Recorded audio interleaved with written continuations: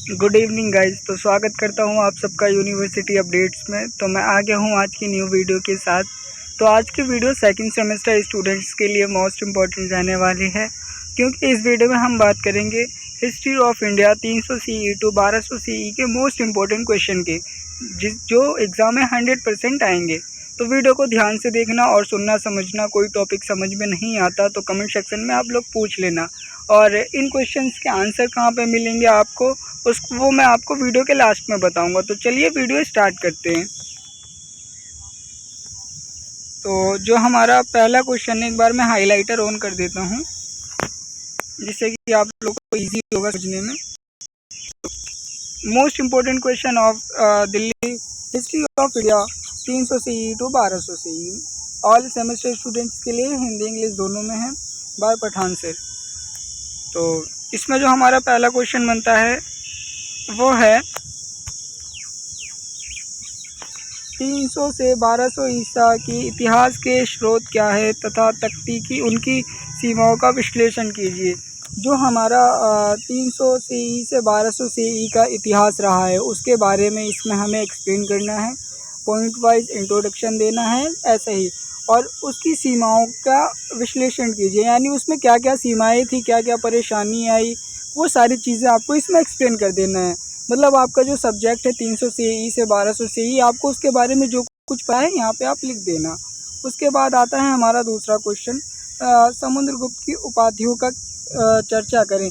जो समुद्रगुप्त की उपाधियाँ हैं ये मोस्ट इम्पोर्टेंट है, इसे आप लोग अच्छे से तैयारी कर लेना क्योंकि एग्ज़ाम में ये आ सकते हैं और ये आएगा, क्योंकि इससे रिलेटेड 2 क्वेश्चन पक्का है एग्जामिनर आपको देगा। इंग्लिश वालों के लिए दे रखा है, नीचे से पढ़ लेना।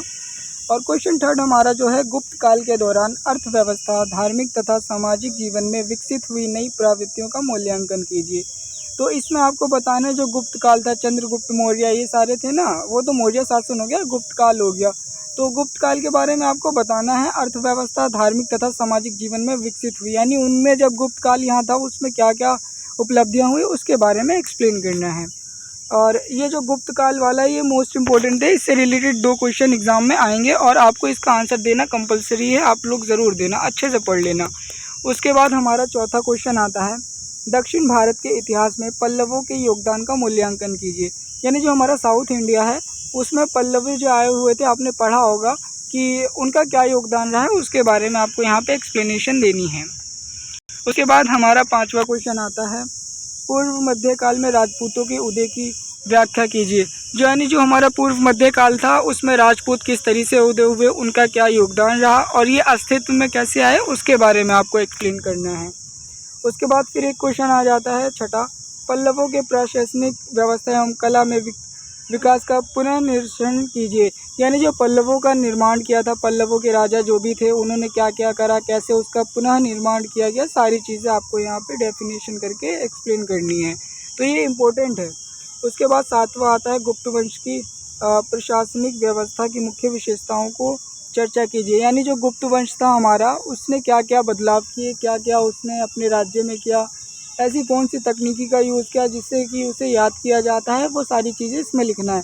तो ये गुप्त वंश वाला हो गया, पल्लवों का हो गया, ये सारे बहुत इंपॉर्टेंट है, इनको अच्छे से रट्टा मार लो। जो मैं क्वेश्चन बता रहा हूँ आप बस वो पढ़ के चले जाओ, कुछ भी नहीं पढ़ा, आपको एग्जामिनर फुल मार्क्स देगा अगर आप यही पढ़ के चले जाओ तो। उसके बाद आता है, हर्ष के राज्य के विस्तार एवं प्रसाधन का वर्णन कीजिए।